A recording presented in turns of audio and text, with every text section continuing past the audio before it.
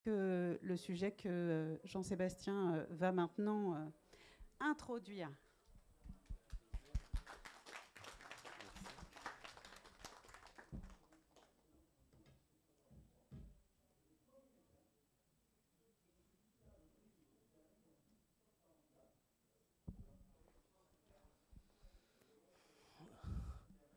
OK, bonjour. C'est l'accent québécois. Monsieur le directeur de la POPAM, il est là, oui. Monsieur le directeur de l'association Nakirim Sada, chers collègues, chers invités, chers amis, merci. Euh, et merci à la... Oui, ça va clasher au niveau du débit, je m'excuse. Euh, euh, et merci aussi à Eric en particulier de m'avoir invité, de m'avoir logé. Prêter une voiture, et à la Fédération Addiction et à Opélia aussi de tout, mais aussi de me nourrir et de me payer la bière. Merci. Donc, je vous parle de politique des drogues et stigmatisation, penser et agir autrement. Je commence. Faut que je le mette. Oui, il faut que je l'allume. Un instant. Je commence avec une photo de moi. C'est pas parce que je suis narcissique, mais c'est pour montrer que quand il fait pas chaud, je peux porter une veste. Euh, donc, qui suis-je? Je vais d'abord présenter la personne professionnelle que je suis. Je suis professeur à l'école de psychoéducation de l'Université de Montréal depuis 20 ans. Ça va faire 20 ans le 13 janvier 2025. Spécialisé en prévention, étiologie, étude des causes du développement de la consommation problématique chez les jeunes, la stigmatisation, les politiques. Je suis aussi chercheur régulier à l'Institut universitaire sur les dépendances, au Centre de recherche en santé publique, au groupe Recherche et Intervention Substances Psychoactives Québec et dans d'autres groupes, mais ça suffit. Je suis aussi directeur et rédacteur en chef de la revue Drogue, Santé et Société, qui est une revue scientifique francophone multidisciplinaire gratuitement accessible en ligne. Je le dis parce qu'on est notamment financé au nombre de clics. Drogue, au pluriel, santé et société. Et j'ai aussi fondé une ONG il y a 25 ans qui fait de l'intervention festif, en milieu festif. Peut-être vous connaissez en métropole Technoplus, Médecins du Monde. Je ne veux pas commettre d'impair diplomatique entre ces deux structures, mais bref, voilà. Je ne sais jamais où arrêter quand je veux me présenter, mais depuis maintenant 1 an et demi, j'ai décidé, dans un souci de transparence, d'éthique de la recherche, de faire ce que les Anglais appellent présenter ma positionnalité. Donc, d'où je pars, parce que ça a des impacts sur comment on voit le monde, notamment je suis un occidental. Euh, Comment on fait la recherche? On pense que la science, c'est la vérité, mais la vérité absolue n'existe pas. La science est une des meilleures méthodes pour penser atteindre une certaine objectivité, de la connaissance, la vérité. Mais il y a une certaine subjectivité dans la science, dans les questions qu'on pose, les questions qu'on ne pose pas, qu'est-ce qu'on mesure, comment on interprète les données, etc., etc., ce qu'on conclut. Et donc, de dire d'où on part peut quand même situer plusieurs choses. Je le fais aussi dans un souci de déstigmatisation et j'y reviendrai plus tard. Je sais que Foucault n'aime pas la positionnalité et l'essentialisation des identités. Je suis d'accord qu'il ne faut pas essentialiser, mais il ne faut pas non plus invisibiliser les catégories qui nous habitent et qui nous différencient. Et donc, tenez-vous bien, je vais dire qui je suis aussi en tant que personne. Donc, je suis un homme blanc cisgenre. Peut-être que vous aviez vu que j'étais un homme blanc. Je suis un professeur d'université ni scientiste ni réductionniste. Je suis en bonne santé. Je suis père de 2 garçons de 11 ans et 16 ans, séparés, en garde partagée 50-50. Hétéroflexible, bisexuel, queer, ça dépend des jours. Agnostique, hétéro-romantique, polyamoureux. Je ne sais pas si ça vous dit quelque chose, mais je suis non monogame. mais je ne suis pas polygame. Libertin, ex-travailleur du sexe. J'ai fait du travail du sexe, mais je tiens à dire que ce n'était pas pour payer la drogue, parce que je suis aussi une personne utilisatrice de drogue, mais ce n'était pas parce que j'étais affligé, en souffrance, c'était pour payer mes études. Évidemment que si j'avais été riche, j'aurais pas fait le travail du sexe, comme on ne travaille pas. Donc, je suis une personne concernée, utilisatrice de drogue depuis que j'ai 15 ans. J'ai 51 ans maintenant. Je n'ai pas de trouble d'usage. Je n'en ai jamais eu. Mais voilà, j'y reviendrai. J'expliquerai ma démarche plus tard. Je suis un ex-dealer de cannabis. Ça, c'est délinquant. Je suis un féministe ou un allié, selon ce que vous préférez, antiraciste, allié. Je crois en la justice sociale et aux facteurs et interventions systémiques. Alors, voilà qui situe d'où je pars. Je suis aussi DJ, mais ça a un peu d'impact sur la recherche. Donc, OK, rapidement. Les représentations sociales, d'abord, avant de parler de stigmatisation et de politique, je veux quand même situer plusieurs sujets, dont certains qu'Alain a abordés. D'abord, les représentations sociales, c'est extrêmement puissant et important.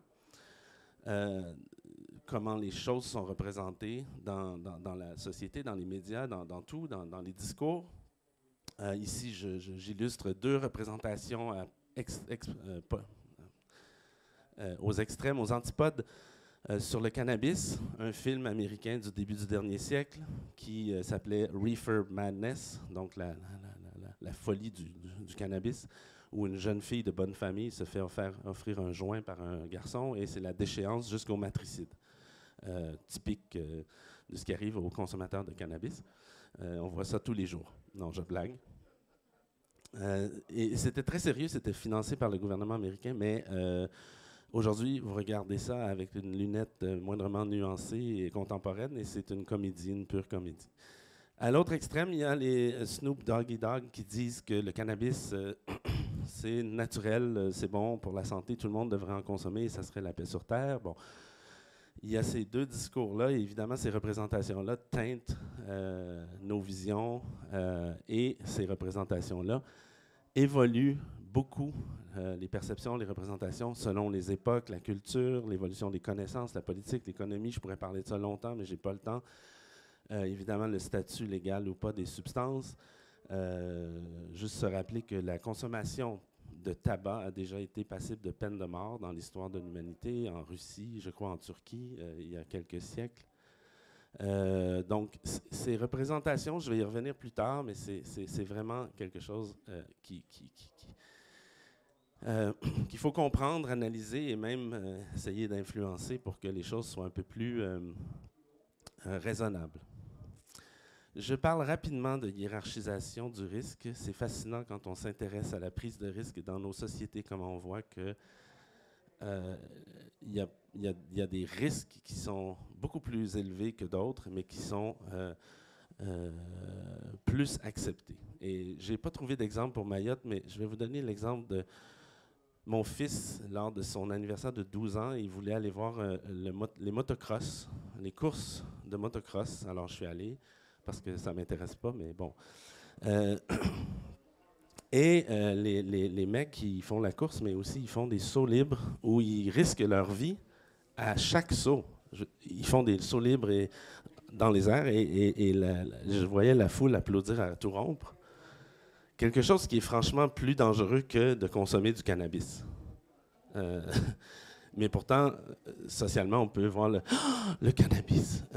Donc, c'est fascinant de voir comment il y a cette hiérarchisation du risque. Bon, OK, je continue. Motif d'usage. Pourquoi les êtres humains consomment des drogues si les drogues sont si dangereuses? On est imbécile ou quoi? Non. Il y a des motifs qui répondent à des besoins humains fondamentaux. La prise de substances, Alain l'a dit, Jean-Pierre le dit aussi toujours, ça fait partie de l'expérience humaine et animale. Je ne suis pas anthropologue, mais je suis capable de les citer. Les anthropologues disent que sur les 15 000 différentes cultures humaines dans l'histoire de l'humanité qu'on a identifiées, il y en a moins de 10 qui ne consommaient pas de drogue. probablement parce qu'il n'y avait pas le climat favorable. Donc, ça ne veut pas dire que c'est nécessaire comme perdre ses dents de bébé. Ce n'est pas un passage obligé, mais la prise de substances fait partie de l'expérience humaine et animale depuis la nuit des temps et pour l'éternité. Et aller contre ça, c'est un peu aller contre le vent. J'y reviendrai. Et donc, les motifs, quand on demande aux personnes pourquoi elles consomment, elles nous disent essentiellement plusieurs motifs, mais qui se regroupent dans 4 choses, qui sont soit des renforcements positifs, aller vers le plaisir, le bonheur, ou des renforcements négatifs, fuir la souffrance, la douleur. Et c'est des motifs internes ou externes. Donc, externes comme positifs de socialisation, lubrification sociale, ou internes de renforcement négatif, de conformisme. Donc, d'éviter d'être la seule personne qui ne consomme pas, si tout le monde consomme, d'être affilié, ça répond à des besoins d'affiliation sociale et tout. Et c'est extrêmement important de comprendre les motifs, notamment dans l'intervention avec les personnes, parfois qui veulent réduire la consommation, de voir à quoi ça répond. Mais je reviens à la question du spectre d'usage et de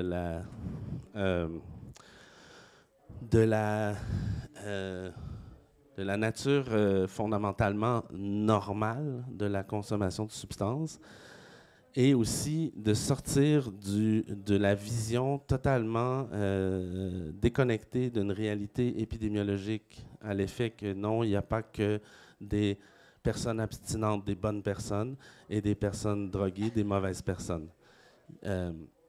Et qu'il n'y a pas que des personnes qui ont un trouble de l'usage, une addiction, et des personnes abstinentes. Il y a tout un spectre qui n'est pas une opinion, c'est ce que l'épidémiologie montre, qui, oui, bien sûr, il y a une minorité de personnes. Évidemment, ces proportions-là varient d'une substance à l'autre, d'une population à l'autre, d'une strate. Évidemment, si je parle d'usage de crack chez des enfants de 6 ans, la proportion dans le trouble d'usage va être un peu plus élevée que l'usage thérapeutique, là. Mais, de manière générale, le trouble de l'usage, la dépendance, l'addictologie, l'addiction, c'est une minorité des consommateurs, même les substances les plus addictives. Il y a aussi ce qu'on appelle des usages à risque, qui ne sont pas nécessairement une addiction, mais qui posent des risques. Mais il y a aussi ce qu'on parle peu, mais on en parle de plus en plus dans la recherche, et même pour des substances comme le cannabis. Au Canada, il est légalisé. Et donc, ça a fait en sorte que la recherche s'est intéressée à qui sont les personnes qui consomment du cannabis sans problème, parce que c'est la majorité. Donc, essayez de les comprendre. Et il y a même des usages dits bénéfiques ou thérapeutiques. Évidemment, thérapeutiques, on pense à psychotropes, médicaments, mais aussi même spirituels. Et toutes les drogues peuvent être thérapeutiques d'une certaine façon, mais des usages bénéfiques en termes de socialisation. C'est sûr, on peut se socialiser autrement, mais de vivre des oppressions, de tolérer des oppressions au quotidien, le racisme. On voit des études qui montrent que la consommation de cannabis joue ça. Bon, ça serait peut-être mieux qu'il n'y ait pas d'oppression, mais bref.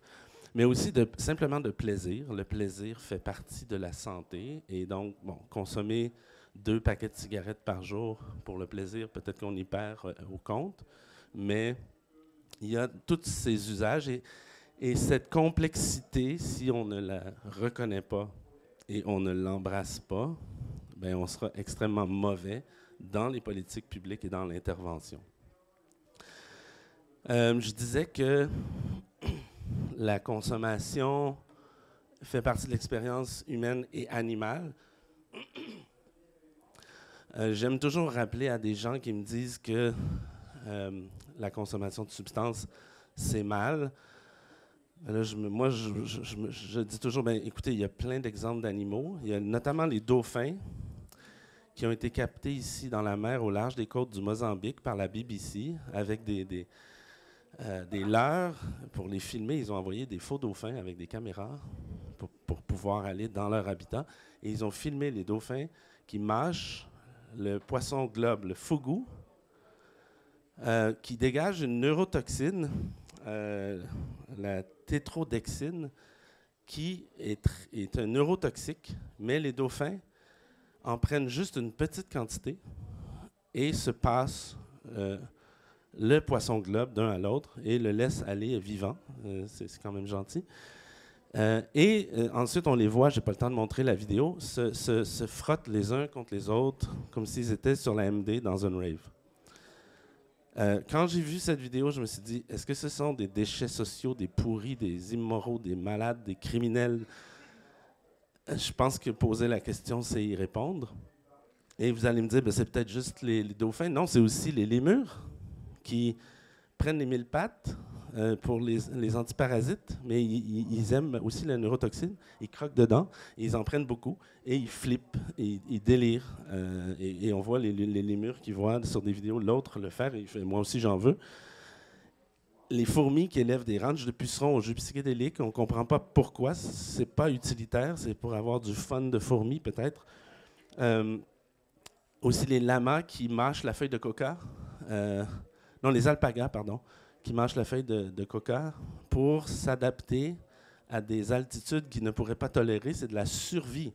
C'est pas seulement mauvais, là, la drogue. Là. Ça peut même garder en vie dans certains cas. Et on parle d'animaux ici. Bon. Voilà pour le cours d'éthologie. Je continue. Si la manette, la télécommande peut répondre. Voilà, OK. J'ai pas beaucoup le temps de parler de ça, mais c'est central en réduction des risques. Et pour parler des drogues, l'effet des drogues n'est pas juste la drogue. L'effet des drogues est tributaire de l'interaction, Alain l'a dit, entre le contexte, la substance, la personne qui le consomme. La même substance n'a pas les mêmes effets chez tout le monde. Ça dépend du contexte, ça dépend du métabolisme, ça dépend des fragilités métaboliques, psychiques, etc. Et ça aussi, c'est extrêmement important à comprendre. Et je pense que tout le monde sur la planète devrait apprendre ces paramètres parce que c'est une façon à la fois d'agir sur certains paramètres qu'on peut modifier pour éviter des dommages quand il y a une consommation, et il y en a même si ce n'est pas permis. Ou ça peut être juste pour aider quelqu'un. Et ça peut servir aussi dans l'intervention a posteriori, mais je n'ai pas le temps de rentrer là-dedans. OK. La drogue, c'est dangereux, oui, OK, d'accord. Mais qu'est-ce que ça veut dire, danger? Danger de dépendance, trouble de l'ordre social, public, risque psychique, risque physique. J'ai pas beaucoup le temps de rentrer là-dedans non plus parce que je veux vous parler de stigmatisation et de politique un peu. Mais ce qui est fascinant, c'est que les études scientifiques, pharmacologiques sur la dangerosité des drogues, peu importe les critères qu'on prend, on voit que ce qui fait qu'une société adopte ou rejette des substances est absolument pas fondé sur sa dangerosité pharmacologique objective, mais à partir de facteurs politiques, culturels, économiques et voire racistes. Et surtout, quand on fait l'analyse avec des panels d'experts de la dangerosité des substances et qu'on regarde leur classification internationale en termes de dangerosité, il n'y a aucune corrélation. Il n'y a pas de corrélation, il n'y a pas de lien. Il y a des drogues légales dangereuses et moins dangereuses. Il y a des drogues. Et il y a des gens qui ont vraiment mis sur un spectre 20 substances les plus connues, alcool, cannabis, tabac, et médicaments et drogues illégales, pour montrer que les drogues légales se retrouvent partout. Puis les moins dangereuses sont souvent des drogues illégales comme la psilocybine, le LSD, et pourtant c'est vu comme des drogues dures, un autre concept qui ne tient pas du tout la route. Et donc, même puis certains collègues me disent, mais on ne peut pas parler de dangerosité sans parler de la loi de l'effet que je vous montrais. Parce que c'est ça qui fait qu'une substance est dangereuse. C'est l'interaction entre les trois, ce n'est pas la substance. Sauf que tout le monde en parle de dangerosité. Les conventions internationales se reposent sur la dangerosité. Mais quand on questionne, on voit que c'est un sable mouvant et les prohibitionnistes n'aiment pas qu'on parle de ça parce que ça nécessite des changements. D'ailleurs, il y a des collègues suisses qui viennent juste de faire une analyse des risques posés par différents produits et du niveau d'encadrement de ces produits pour montrer qu'il y a des catégories. Il y a des produits qui devraient être encadrés davantage, comme l'alcool, des produits qui devraient être moins encadrés, qu'ils le sont parce qu'ils sont interdits, comme le cannabis, la MDMA, la cocaïne, et des produits qui sont encadrés de manière optimale. Mais donc, il y a ces exercices qui se font. Et je vais arriver très bientôt à vous parler de politique et peut-être que je vous aurai convaincu qu'il faut faire cette réflexion. Je n'ai pas le temps, malheureusement, de parler ici de ça, mais je voulais juste dire que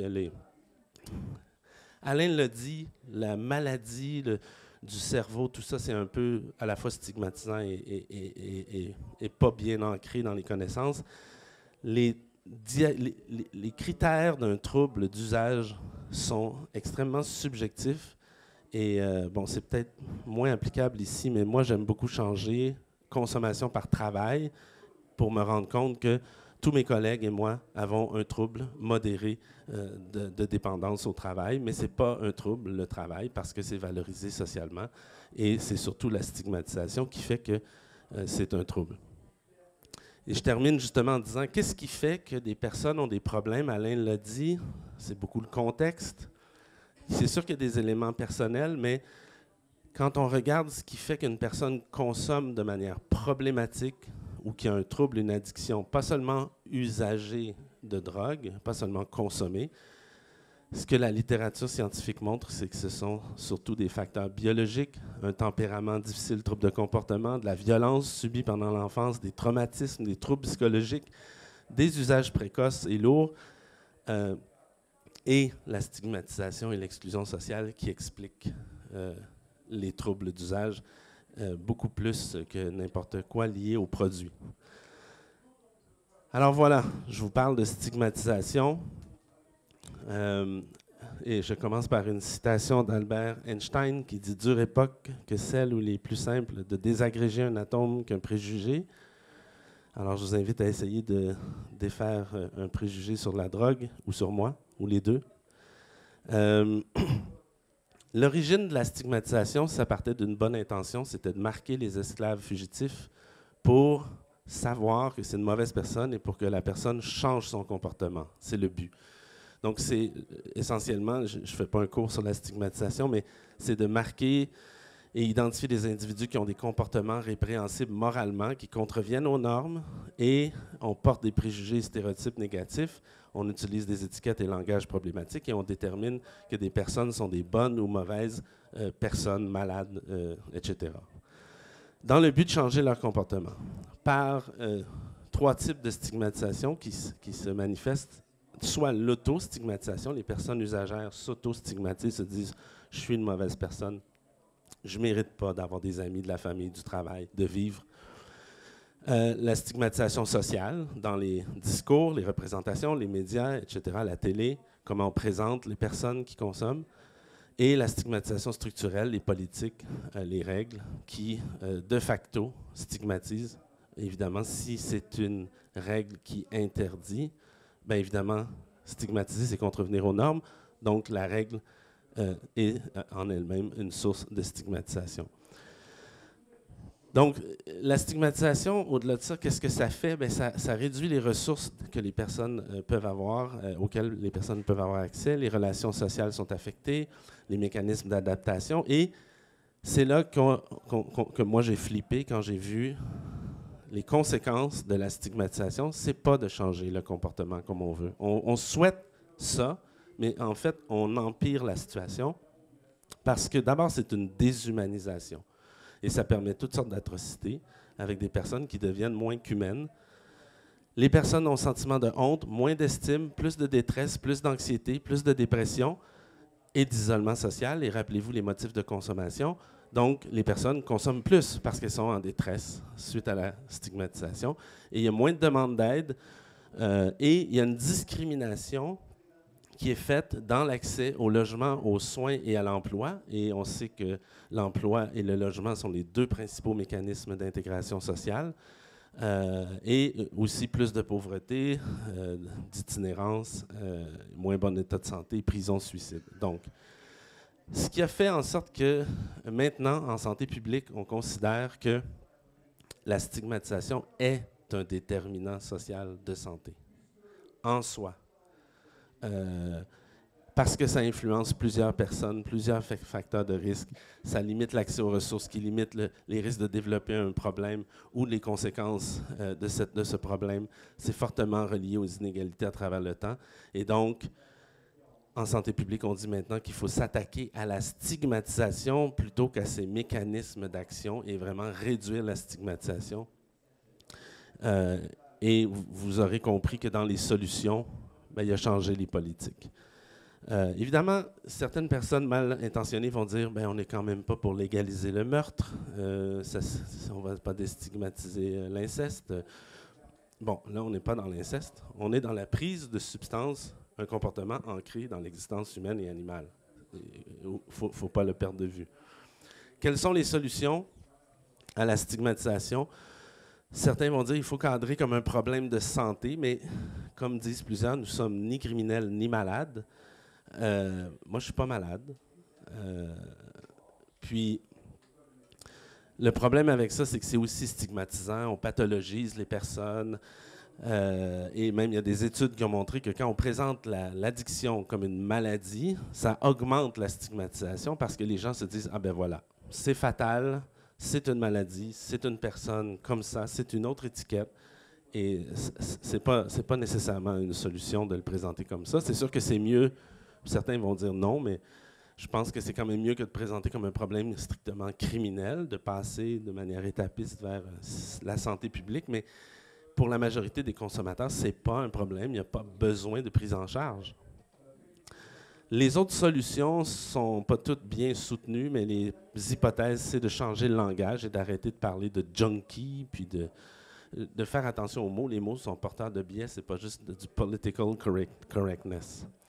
L'éducation dans les universités, dans les écoles, dans les familles, dans la population, sur ce que c'est la question des drogues, et c'est défaire ces idées reçues qui viennent d'une désinformation issue d'une propagande anti-drogue.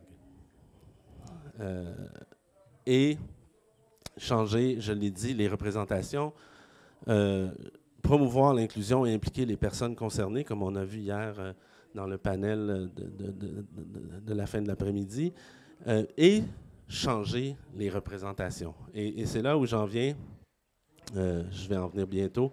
Je veux juste dire que, peut-être qu'ici, je ne sais pas, je connais moins bien la culture, mais de plus en plus, on parle qu'il faut réduire le racisme, le sexisme, l'agisme, le classisme, le capacitisme, l'homophobie, la transphobie, la grossophobie, la putophobie, excusez le mot, mais c'est ça qui a été choisi par les personnes concernées à Montréal. Mais personne ne parle de junkiephobie et de toxicophobie. Mais pourtant, ce sont des personnes qui existent, qui ont le droit d'exister, qui sont discriminées, déshumanisées et ultimement tuées, parce que la stigmatisation, non seulement, là, je l'ai montré, là, mais avec le suicide et tout, la santé, la stigmatisation tue. Ce n'est pas un slogan, c'est documenté. La stigmatisation tue. Et donc, j'en suis venu à décider de vouloir tenter, bien humblement, de changer les représentations sociales en utilisant ma position de professeur d'université, mes privilèges, et de me dévoiler il y a quelques années comme personne utilisatrice de drogue pour changer la représentation que c'est juste les déchets sociaux. Non, on peut être policier, juge, avocat, j'en connais, politicien, journaliste. J'ai un ami policier, je connais plusieurs policiers qui vont dans les raves, ils prennent de la exta. Je connais une juge qui prend de la cocaïne. Mais évidemment, ces gens-là ne peuvent pas sortir et dire « moi, je prends de la drogue ». Ils perdent leur emploi. Moi, je suis prof d'université, j'ai une sécurité d'emploi et je l'ai fait. Et j'ai maintenu mon emploi. Et je tiens quand même à dire que je ne consomme pas pour être productif. Je consomme par plaisir. C'est un style de vie, c'est un loisir, comme la sexualité peut l'être. Donc, j'ai fait un autodévoilement de plusieurs choses dans le but, comme je l'ai dit, de changer les représentations pas dans une perspective de banalisation de la consommation, mais vraiment dans une perspective d'équité, diversité, inclusion, de déstigmatisation pour sauver des vies. Je sais que les médecins chirurgiens vont dire qu'ils sauvent plus de vies, mais j'essaye, par la déstigmatisation, de sauver des vies, parce que les personnes qui consomment des substances existent, elles ont des droits, elles ont le droit d'exister. Et j'arrive aux politiques. Dans les pays où c'est réprimé, très réprimé, comme en Thaïlande ou même en Chine, il y a des gens qui consomment quand même, c'est caché. Et même ici, il y a des gens qui consomment, même si c'est interdit. Et c'est très bien documenté par l'ONU et plein de gens. C'est les droits des personnes, les droits fondamentaux sont bafoués dans l'application de la loi parce que évidemment, c'est extrêmement discriminant la façon que la loi est appliquée. Il y a des gens qui sont protégés, il y a des gens qui ne sont pas touchés. C'est souvent les petits trafiquants, les personnes désaffiliés qui sont interpellés, alors que les gros caïds, les cartels de drogue sont laissés tranquilles, etc. J'ai pas le temps de vous montrer celle-là non plus, mais au Québec, on a fait une vidéo sur la stigmatisation de l'usage avec des personnes autochtones, des anciens toxicomanes, une mère qui a perdu sa fille d'une surdose et moi-même pour essayer de changer le discours. Et les politiques, je vais tout de suite peut-être aller à la prochaine diapo, parce que je vois l'heure. Cette figure dit tout. Ça s'appelle le paradoxe de la prohibition. Et c'est une théorie, mais qui de plus en plus est soutenue par les études, qui montre que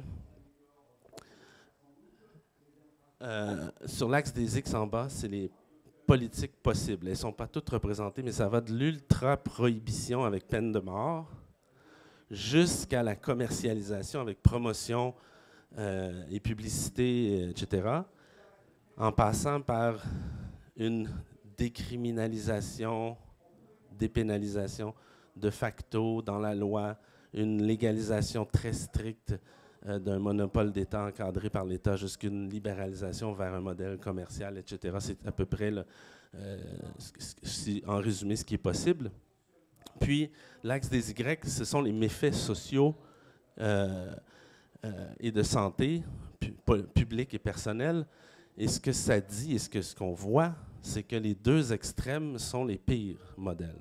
Dans le fond, la question, puisque les drogues existent, la question c'est comment voulons-nous encadrer l'usage des drogues dans notre société, la vente, la distribution, la production. Bien, on y a trois choix. Le crime organisé, les criminels, les cartels, Big Pharma, multinationales ou l'État. Et comme ce ne sont pas des bicyclettes et qu'il y a des risques, bien, on pense que c'est l'État qui doit encadrer. Et c'est ce que les données montrent, qu'à gauche, les conséquences, mais c'est la violence, c'est la corruption, c'est les droits bafoués, c'est aussi des dommages écologiques. En fait, ça affecte toutes les sphères de l'humanité, l'économie. Et à droite complètement, mais ça peut augmenter les usages et créer des surconsommations. On essaie de viser, en tout cas de plus en plus, chez nous, mais aussi en France, en Angleterre, en Allemagne, en Espagne, au Portugal, quelque chose de plus nuancé. Et actuellement, les débats montrent qu'on essaie d'aller vers la santé publique pour le cannabis, passer d'une prohibition à ça, mais aussi, comme je le disais tantôt, de resserrer pour l'alcool et le tabac. J'ai pas le temps de... Oups, excusez, ça c'est la fin. J'ai pas le temps de rentrer là-dedans, mais ce qu'on voit, c'est que c'est pas tant... parce que la crainte vient souvent du fait qu'il y aurait peut-être plus de consommation quand on change les politiques. Ce que les données scientifiques montrent, c'est que c'est pas le fait tant de légaliser ou d'être dans la prohibition qui va être associé à des changements dans la prévalence d'usage, c'est les modalités, les modèles de mise en œuvre de ces politiques-là. Donc, comme si, évidemment, on fait de la publicité à la télé pour dire « prenez de la drogue, c'est bon », ou qu'on en vend, on en donne gratuitement dans toutes les familles, bien, c'est sûr que ça va augmenter. Mais s'il y a un encadrement avec des règles nuancées, ça ne semble pas affecter tant la prévalence. Là, je ne vois plus, mais bref, je n'ai pas le temps de rentrer là-dedans, mais il y a beaucoup de paramètres à voir, évidemment. Qui peut consommer, où, quand, comment. On pourra en parler et débattre tout le reste du colloque. Et je voulais terminer avec une photo de chat, juste pour parler du paradoxe de l'intervention. Si un chat est dans un arbre et qu'on veut... Imaginez que l'arbre, c'est la drogue et que la personne a besoin d'aide. Souvent, les proches, on a tendance à prendre le chat et l'enlever, mais qu'est-ce qu'il fait le chat? Il s'agrippe à la drogue, il résiste. Il faut, dans l'intervention, et même par les proches, accompagner le chat à son rythme pour descendre de l'arbre. Ça ne marche pas de l'enlever de là. Il faut, sinon, on crée de la résistance et c'est souvent un enjeu parce qu'on veut vraiment que la personne lâche la drogue. Donc, take-home message à retenir, la drogue, ce n'est pas mal. La drogue, ce n'est pas mal, c'est normal. La consommation répond à des besoins humains fondamentaux. Elle fait partie de l'expérience humaine et animale. La majorité des usagers ont une consommation qui est non problématique. Il n'y a pas de lien entre les politiques et la dangerosité des drogues. La stigmatisation tue. Et les politiques sur les drogues sont injustifiées et nuisibles. Merci.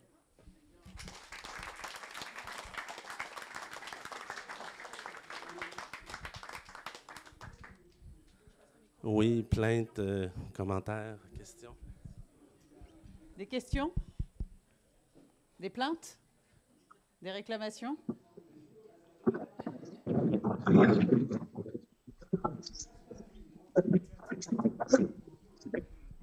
Pardon. Bonjour. Du coup, je vais essayer, après votre présentation, de faire une question ou une réflexion. Est-ce qu'il n'y a pas... alors, bon, après la barrière de la prohibition, ou en fait de la sanction et de la législation, est-ce qu'il n'y a pas aussi une culture de consommation? Si on fait le parallèle avec le vin, il y a une culture du vin, il y a un travail sur les arômes, il y a un travail culturel. Enfin voilà, du coup, est-ce que l'étape, en imaginant plus tard, on n'a pas un travail sur la qualité des produits, on n'a pas des choses qui amènent à ce que ça soit intégré ou introduit dans la société et que ça soit du coup amené de façon pédagogique? Je crois avoir compris la question, mais je vois deux angles. Mais évidemment je suis d'avis que les substances doivent être domestiquées et normalisées. Et c'est un peu... Mon ami Carl Hart disait, c'est comme... Pour jouer au hockey, il faut que tu apprennes à patiner. Excusez l'allégorie, l'analogie de glace ici, il n'y en a pas beaucoup, je pense, mais... et donc, c'est vrai que la question des substances, c'est comme n'importe quoi, ça s'apprend et n'importe quelle domestication vient avec de l'éducation sur les manières de consommer, de réduire les risques. Je ne sais pas si je réponds à la question. Il y a beaucoup d'incertitudes. C'est sûr qu'il peut y avoir une augmentation de l'usage, mais personnellement, je préfère une augmentation de l'usage intégré et qu'on travaille, je ne l'ai pas dit, mais qu'on travaille sur les contextes, je l'ai dit un peu, les déterminants sociaux qui font que les gens consomment et ont des problèmes. Les risques, ils existent, mais je veux dire, vivre, c'est risqué. Tout ce qu'on fait, c'est risqué, tout le temps, toujours. C'est Sartre, je pense, qui disait, si je ne peux pas prendre de risques, tuez-moi. La vie est une maladie transmissible sexuellement, causant la mort dans 100% des cas.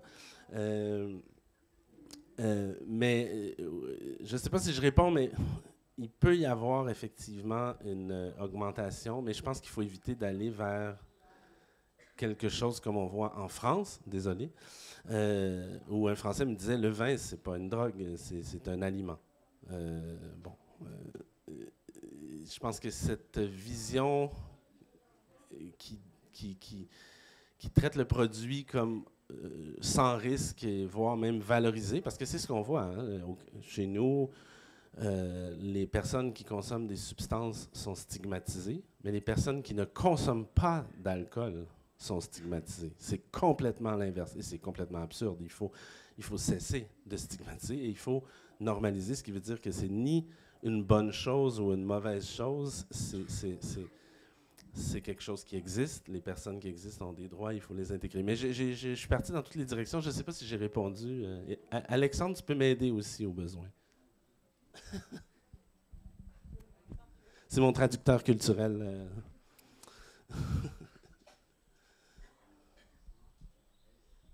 Je ne me permettrai pas de dire que tu n'as pas répondu, Jean-Sébastien. En tout cas, je précise, je pense que tu voulais en venir. Mais ça me permet de rebondir sur une question que je me posais par rapport à ton intervention. Quand tu présentes un modèle potentiellement idéal ou celui vers lequel on pourrait tendre, étatique, au Canada, il y a eu la dépénalisation de l'usage du cannabis, la légalisation d'ailleurs, pardon. Et il y a des publications qui mettent en lien la précocité de la consommation et les conséquences néfastes de l'usage. À savoir que c'est probablement pas forcément une causalité directe, bien évidemment. Et la population mahoraise est très jeune. Et donc j'aurais aimé avoir ton avis sur finalement l'accès aux substances chez les jeunes, parce que je crois que ça a été un sujet au Canada justement. C'est une excellente question.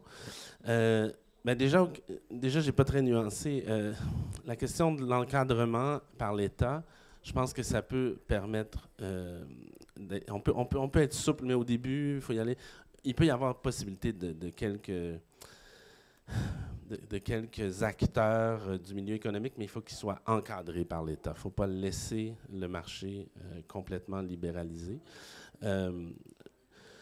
Puis on a différents modèles au Canada. Au Québec, c'est un monopole d'État. Il n'y a aucun acteur économique dans la distribution, la vente.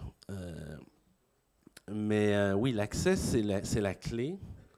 L'accès doit être adapté aux réalités sociales et doit être en phase avec les valeurs et les normes sociales et ne pas être trop facile ni trop strict. Parce que dans les deux cas, c'est là qu'on voit les effets pervers. Pour les jeunes, c'est la même chose. Je pense qu'il faut bien pondérer les risques d'un accès trop jeune versus trop tardif qui pousse les jeunes vers des consommations de produits non contrôlés. J'en ai pas parlé, là, mais une des conséquences de la prohibition, c'est l'absence de contrôle de qualité. Et c'est ce qui fait la crise des surdoses, principalement, qu'on vit au Canada. Au Québec, on a 2 fois plus de morts, 7500 en 2023 qu'en 2019. Mais bref, pour les jeunes, il faut quand même reconnaître que c'est les jeunes qui consomment aussi. Et souvent, quand on consomme jeune, on peut essayer de retarder par la prévention. La réduction des risques, ce n'est pas la panacée. Il y a des interventions de promotion de la santé, de prévention, de travailler sur les contextes, améliorer la qualité de vie, qui fait qu'on consomme peut-être tôt. Mais il ne faut pas non plus stigmatiser, pénaliser les jeunes qui consomment, même si c'est interdit. Ça peut être interdit, mais sans criminaliser. Et le seuil de l'âge d'accès, il est à réfléchir et à changer en fonction de l'évolution de la société. Je ne sais pas si je réponds à ta question, mais oui. Jean-Pierre. Oui, Jean-Pierre. Oui, moi je vais me déplacer sur le début de ton intervention et faire le lien avec ce qu'on a vu, tu l'as évoqué hier en fin d'après-midi avec les collègues de la POPAM et de l'association CAJAM. Dans le petit film, le garçon, il se met à boire à un moment où il est stressé, il est en colère, il est coincé par quelque chose. Voilà. Et je crois que tu l'évoquais dans ta présentation. Hein, oui. L'autorégulation. Voilà, cette écoute qu'on a sur le motif. Hein, et donc, quand on dit que ça a une fonction naturelle chez l'humain, c'est pas une façon de dire faut laisser faire, faut pas intervenir. C'est une façon de dire qu'il est parfois plus efficace d'intervenir sur ce qui fait aller vers que d'intervenir après sur le produit. Et oui. C'est ça qu'un certain nombre de politiques empêchent, hein, oui. Ou de stigmates, ou l'autre truc de ne raisonner qu'en termes de maladie. C'est-à-dire que moi j'ai travaillé, je crois que vous avez connu ça peut-être autrement, mais nous en France, en métropole, on a connu ce paradoxe qu'il fallait être à un certain niveau de gravité pour être accueilli dans des lieux de soins, Parce que si ce n'était pas suffisamment grave, on n'allait pas t'accueillir dans le lieu de soins. Et donc, le paradoxe retourné qui était débrouille-toi avec ton problème jusqu'à on va en faire un gros problème, et quand tu auras fait une maladie, on viendra la soigner. Et c'est quelque chose, et je terminerai là-dessus, parce que c'est un dernier obstacle dans les pathologies. Moi, je me souviens, en France, quand on a ouvert les consultations jeunes consommateurs, je ne sais pas où est le dispositif de la POPAM par rapport à ça, mais une des premières évaluations, c'était « Ah ben non, monsieur Coutron, vous n'allez pas utiliser le temps de travail qu'on vous donne pour vous occuper de cas aussi peu graves. » Et on disait « Mais au contraire, si nous, on ne s'occupe pas de ces cas aussi peu graves, ils vont venir ensuite compliquer le travail. » Et dans le film hier, d'ailleurs, ça se termine sans soignant. Ça se termine par une réponse sociale. C'est ce qu'essayait de dire le docteur Morel. Ça se termine par une intervention de la communauté. Un copain lui dit va dans cette association où on te dit si tu regardes pas, quelle était la traduction, si tu n'y vas pas, tu vois pas, hein, va dans cette association et tu verras d'autres possibilités. Et il s'en empare. Voilà, c'est pas toujours des contes de fées comme ça, mais je trouve que ton raisonnement autour du stigmate nous permet de comprendre le lien entre ce qui fait motivation et qui reste dans le comportement. C'est ça qu'on essaye de dire. Résoudre un problème en allant chercher une solution, c'est un comportement profondément humain.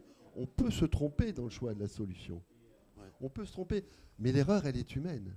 Et donc, il faut travailler sur cette dimension-là. Oui. Comment tu réagirais à ça? Je réagis d'abord en disant merci parce qu'effectivement, c'est ce que je voulais dire par la stigmatisation qui apporte moins de demandes d'aide et un refus de soins aussi. Et donc, ça nuit même à ces choix-là d'aller chercher des soins. C'est pour ça qu'il faut accompagner.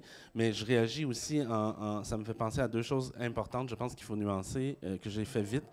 Mais oui, il y a des cas problématiques, mais je pense qu'il faut cesser les visions simples. C'est mal, c'est bien, ça va pas, ça va. C'est tout un continuum, c'est tout un spectre, comme j'ai montré. Parfois, il y a un problème, il y a une nécessité de prise en charge, mais l'autre chose très importante, c'est qu'il faut respecter le consentement, le rythme, la volonté des personnes, sinon on crée de la résistance, comme le chat. Mais aussi, c'est qu'il y a aussi des cas où il y a un risque, mais ce n'est pas nécessaire qu'il y ait une prise en charge. Il y a peut-être des besoins d'accompagnement, mais parfois, il ne faut rien faire. Il n'y a rien à faire. Et je pense qu'il faut accepter cette chose-là. Ouais. Puis, il y a une dernière question. Une dernière question. OK, puis je finirai avec une citation de Karl Hart. Moi, j'ai une question sur la question politique. Je me pose la question, en tant que travailleur médico-social de terrain, quelle place on peut donner dans notre pratique à la question, notamment dans le partenariat réseau ou également dans les interventions qu'on peut après avoir auprès d'institutions officielles, à la question du plaidoyer et de l'engagement militant. Est-ce que c'est vraiment possible, sachant qu'on est dépendant de financement qui sont organisés par des politiques qui ont souvent... en tout cas un positionnement moraliste sur des fins électorales. Enfin voilà, je ne sais pas vraiment jusqu'où on peut aller, nous, sur le terrain. Souvent, c'est la place de nos directions. Ça me pose la question, est-ce qu'il ne faut pas s'engager en créant des collectifs autosupport quand on se sent concerné par la question, qui, eux, sont peut-être moins contraints par les questions des financements? Oui, excellente question. Effectivement, et j'ai su qu'en France, c'est un peu pire que chez nous, c'est-à-dire que les financements, on peut se les faire couper si on critique l'État. Ce qui est absolument absurde, parce que sinon, ça ne permet pas au groupe d'être indépendant. Et l'action communautaire, chez nous, on appelle ça l'action communautaire autonome. Donc, on ne peut pas dépendre d'un financement. Il y a une mission de base qui est financée. Bon, c'est sûr qu'il finit par y avoir des enjeux, et puis parfois on évite de faire des plaidoyers, puis on crée d'autres structures. Chez nous, il y a des structures spécifiques pour le plaidoyer, pour la défense de droits, mais là aussi, ils sont financés pour ça. Puis, mais oui, l'autosupport est une solution, mais c'est clair pour moi que c'est absolument essentiel d'impacter les politiques de la façon qu'on peut. mais si on nuit à notre financement, bien évidemment, c'est un contrôle que l'État a sur les changements. Je n'ai pas de solution pour vous, mais oui, la fédération, je ne parle pas de la fédération Addiction, mais la fédération des forces aussi, la concertation fait en sorte que l'État ne peut pas non plus couper le financement. Si tout le monde se met ensemble, il ne va pas couper tout le monde. En tout cas, je ne sais pas, peut-être, je ne sais pas.